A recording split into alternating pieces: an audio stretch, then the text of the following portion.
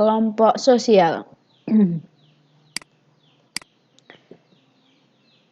Pengertian kelompok sosial dari beberapa tokoh. Di sini dari tulisan yang terlihat ini ada tulisan yang saya beri warna berbeda, berarti ini adalah kata kunci dari penjelasan yang disampaikan oleh tokoh ini. Yang pertama yaitu menurut Paul B. Harten dan Han, kelompok sosial merupakan perkumpulan manusia yang memiliki kesadaran akan keanggotaannya dan saling berinteraksi.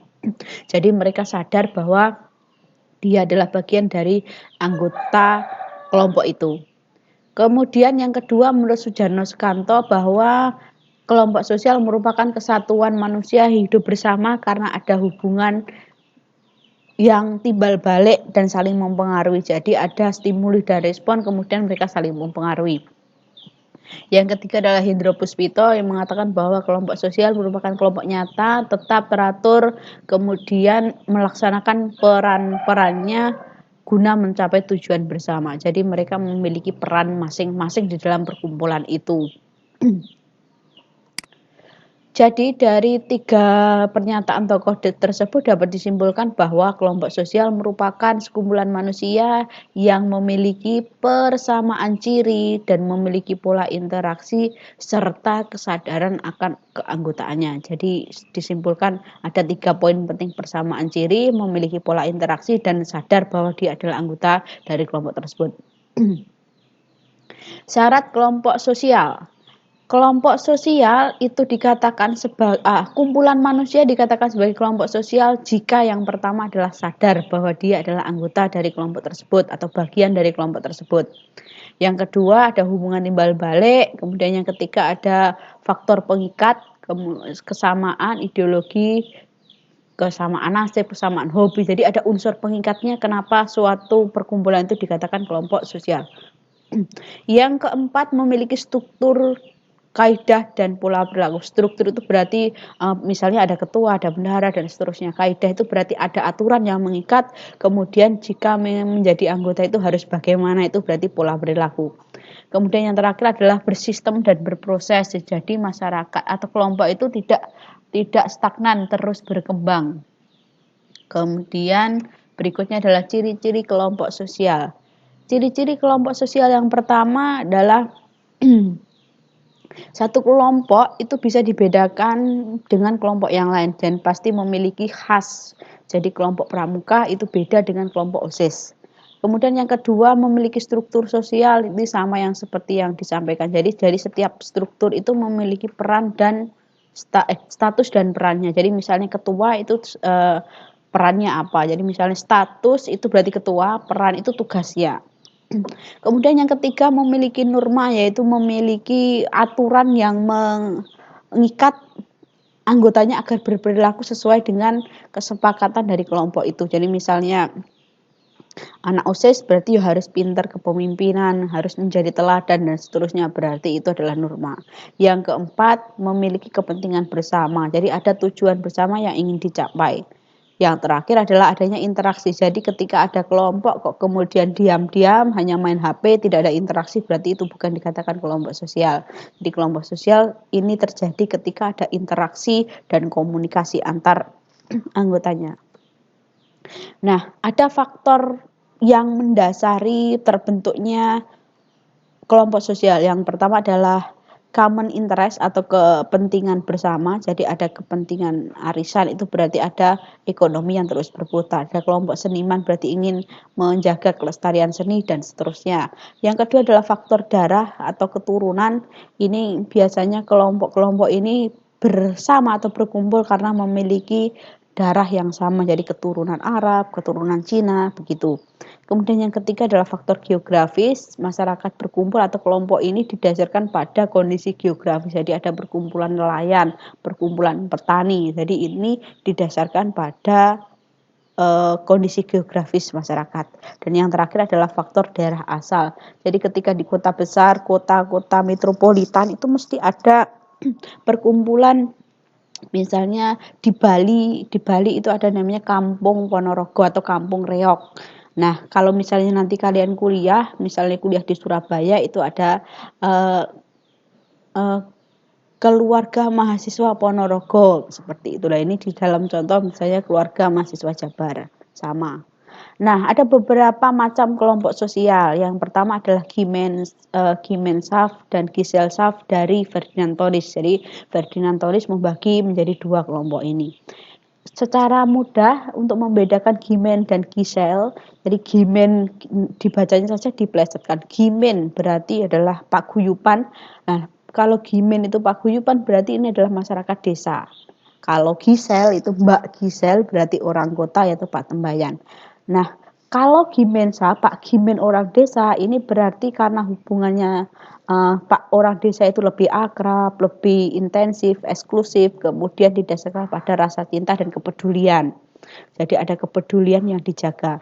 Oleh karena itu Gimensaf dibagi menjadi 3 yaitu Gimensaf by blood, Gimensaf by place, and Gimensaf of mind. Jadi yang pertama blood itu berarti berdasarkan ikatan darah. Kalau kalian misalnya memiliki kelompok arisan keluarga Anjang sana keluarga, terus kemudian ada grup WhatsApp-nya keluarga Mbah Monah, itu berarti adalah Gimensaf by blood. Kemudian yang kedua adalah Gimensaf of place, itu berarti didasarkan pada tempat tinggal, ini RT atau RW. Bagi yang tinggal di daerah pegunungan, ini pasti jika ditelusuri mereka berasal dari keturunan atau keluarga yang sama, jadi dari mbah-mbahnya. Nah, berarti contoh realnya adalah RT atau RW di lingkungan pegunungan atau desa. Kemudian yang ketiga adalah Gimensaf of mind, jadi mereka berkumpul karena ideologi yang sama, misalnya ada paguyuban reog. Sejatinya mereka adalah keturunan dari masyarakat Ponorogo yang memiliki kepentingan yang sama, yaitu melestarikan budaya reog. Begitu. Kemudian bentuk yang kedua adalah Giselsaf. Gisel itu Mbak Gisel berarti orang kota. Hubungannya didasarkan pada kontraktual atau material. Jadi asal untung pokoknya ikut saja. Jadi friend with benefit dalam artian yang positif, memiliki keuntungan material begitu. Kemudian tokoh berikutnya yaitu Charles H. Cole mengatakan bahwa kelompok itu dibagi menjadi dua, yaitu kelompok primer dan kelompok sekunder. Kelompok primer itu merupakan kelompok yang utama dan pertama. Oleh karena itu ketika kalian mendengar kata kelompok primer berarti langsung saja imajinasinya adalah ke keluarga. Jadi keluarga itu merupakan kelompok primer. Sedangkan kelompok sekunder itu berarti kelompok selain keluarga. Kalau keluarga kan berarti saling mengenal, kemudian saling menjaga dan seterusnya. Ini hampir sama sebenarnya sama paguyuban dan Pak Tembayan, tetapi istilahnya saja yang berbeda. Kalau kelompok sekunder berarti ya kontraktual kayak partai, kemudian kalian memiliki kelompok-kelompok yang lain, kelompok organisasi yang sifatnya nasional, itu kan tidak saling mengenal tapi kalian terikat dalam satu aturan yang sama, yaitu kelompok besar. Jadi primer itu keluarga, kelompok sekunder itu berarti selain keluarga. Kemudian berikutnya ada Sumner yang mengatakan bahwa kelompok itu dibagi menjadi in-group dan out-group. Jadi in-group itu adalah kelompok yang dimiliki, kelompok dalam kami, kelompok kami, kelompok. Jadi misalnya kalian ada di kelas 10-1, berarti kalian in group kalian adalah 10-1. Nah, sedangkan 10-2 itu berarti out group. Jadi in group itu adalah kelompok yang dimiliki, sedangkan out group itu adalah kelompok lain. Jadi mereka in dalam, out berarti luar, begitu. Jadi ketika in group melihat out group itu sebagai saingan. Yang keempat adalah dari Emil Durkheim. Ini ya sama, hampir sama dengan Gimen dan Gisel, hanya istilahnya saja. Emil Durkheim mengatakan istilahnya adalah solidaritas mekanik dan solidaritas organik. Solidaritas itu berarti rasa memiliki, rasa kebersamaannya mekanik dan organik. Mekanik itu berarti rasa memiliki rasa kebersamaan pada masyarakat desa, sedangkan solidaritas organik ini ada huruf O, kemudian O-nya saya besarkan berarti adalah masyarakat kota. Solidaritas organik berarti masyarakat solidaritas atau rasa kebersamaan pada masyarakat kota, ada sistem pembagian kerjanya. Jadi misalnya ketika membangun rumah itu yang dibutuhkan adalah desain atau yang mendesain rumah itu saya lupa namanya. Kemudian ada mandor, ada kuli lah. Jadi ada pembagian kerja yang sudah dipilih. Oleh karena itu bersifat kontrak. Jadi semakin besar keahlian kalian, maka semakin besar juga pendapatan yang diperoleh. Kemudian dari Robert K. Merton mengatakan bahwa kelompok itu dibagi menjadi dua, yaitu membership dan reference group. Member itu adalah berarti kalian anggota dari kelompok tersebut. Dibuktikan dengan adanya KTA atau kartu tanda anggota. Itu berarti member. Jadi kalian member lah, itu berarti member group. Oh, saya punya membernya. Nah, berarti itu member group. Kemudian reference group itu adalah kelompok acuan, kelompok yang ingin kalian tiru. Jadi misalnya, aduh saya pengen nanti menjadi polisi, berarti reference group kalian adalah bapak polisi. Begitu, itu reference group itu berarti kelompok yang ingin dicontoh. Nah, beberapa kelompok ada lagi pembagian secara berdasarkan tujuannya, yaitu kelompok formal dan kelompok informal. Jadi kelompok formal itu berarti ada aturan tertulisnya, sedangkan informal tidak ada aturan tertulisnya. Jadi sekolah itu merupakan kelompok formal, sedangkan informal itu misalnya kursus dan seterusnya. Yang berikutnya adalah dari George Simmel mengatakan bahwa kelompok itu dibagi menjadi 3, monad, dyad, and triad. Nah, monad itu berarti beranggotakan satu, itu beranggotakan satu, tetapi dalam kelompok itu ada unsur terkecilnya atau satuan terkecilnya adalah monad, yaitu 1 orang, kemudian dyad 2 orang, dan triad 3 orang. Jadi ada seperti ini. Nah, ciri-ciri kelompok semu. Jadi kalau tadi kelompok nyata sudah dibahas, kelompok nyata itu berarti ya real, sudah kelompok yang ada. Nah, berikutnya adalah kelompok semu. Jadi ciri-cirinya tanpa terencana, terbentuk secara spontan, kemudian tidak terorganisir, tidak ada interaksi, kemudian tidak ada kesadaran kelompok, tetapi mereka hadir bersama, tapi kehadirannya tidak konstan, jadi tidak selalu seperti itu. Jadi kadang-kadang ya enak, kadang-kadang ya enggak. Gimana? Ngerti sekarang? Ngerti kan? Nah, salah satu bentuk kelompok semu itu adalah kerumunan. Kerumunan itu yang mereka terbentuk secara tiba-tiba. Maka di sini ada beberapa bentuk kerumunan. Yang pertama adalah formal audience. Jadi ini adalah kumpulan para penonton. Jadi kalian menonton bioskop, itu termasuk kerumunan formal. Kalau kalian duduk santai, itu berarti formal audience. Seminar itu juga formal audience. Kemudian Planet Expressive Group, ini berarti kelompok yang direncanakan. Jadi misalnya kelompok yang direncanakan, oke, pada jam sekian, tanggal sekian akan diadakan seminar di.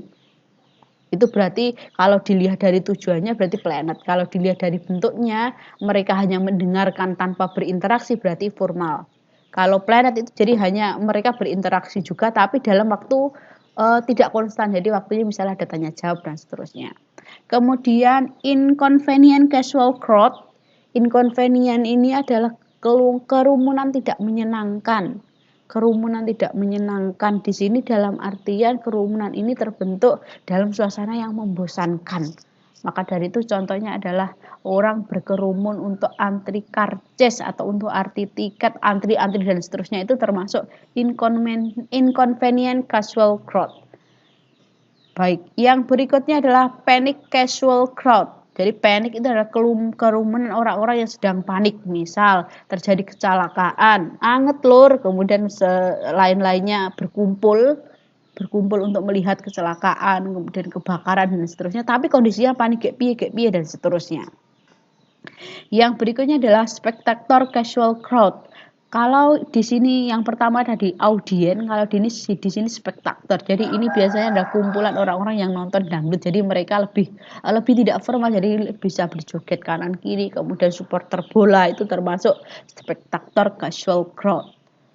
Kemudian yang berikutnya adalah acting mobs. Di sini acting mob jadi kumpulan orang-orang yang sedang emosi, misalnya merusak, orang-orang mabuk kemudian merusak marah-marah dan seterusnya, itu termasuk acting mob.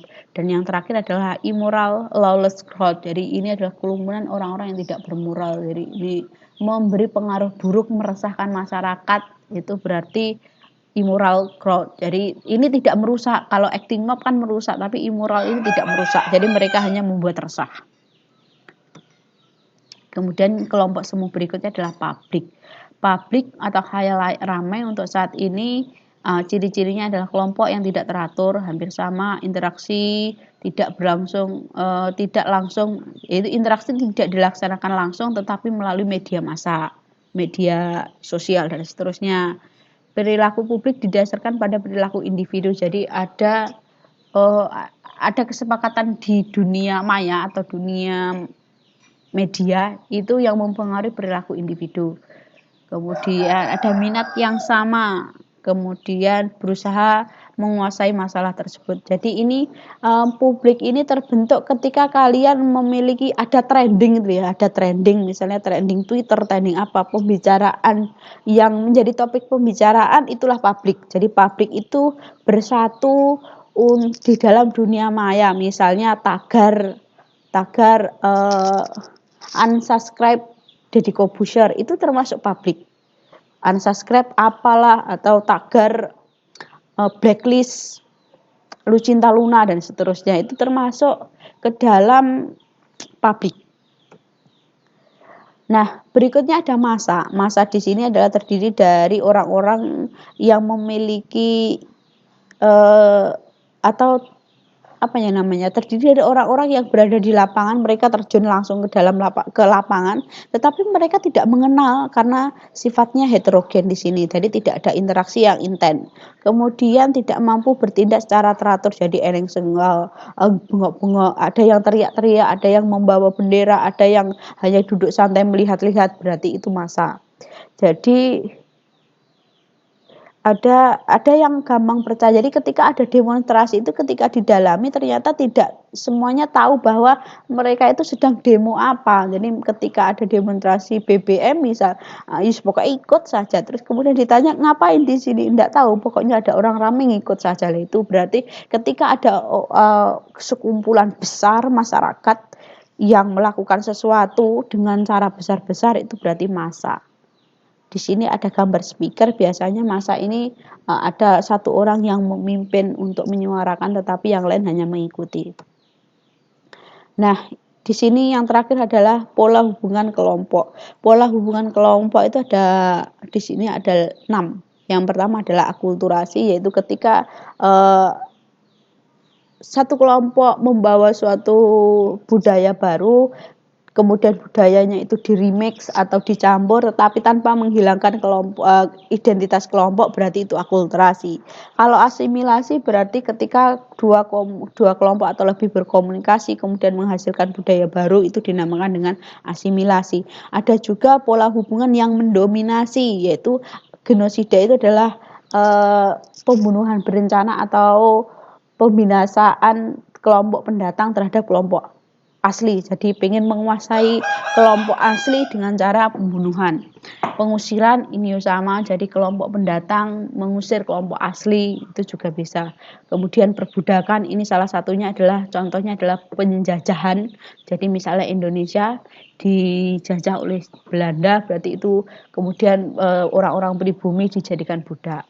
Nah, segregasi ini yang berikutnya, segregasi ini adalah pemisahan. Jadi ketika ada Belanda masuk ke Indonesia, masyarakat dibagi menjadi kelompok pribumi dan non pribumi, itu berarti pemisahan.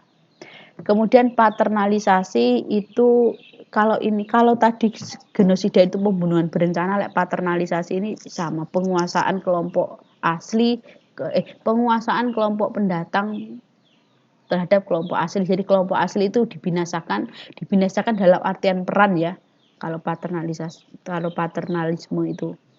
Kemudian integrasi, jadi pola hubungan itu juga bisa membuat persatuan yang lebih banyak. Jadi misalnya ketika pilkada itu ada beberapa partai yang berkolaborasi yang akhirnya menimbulkan koalisi.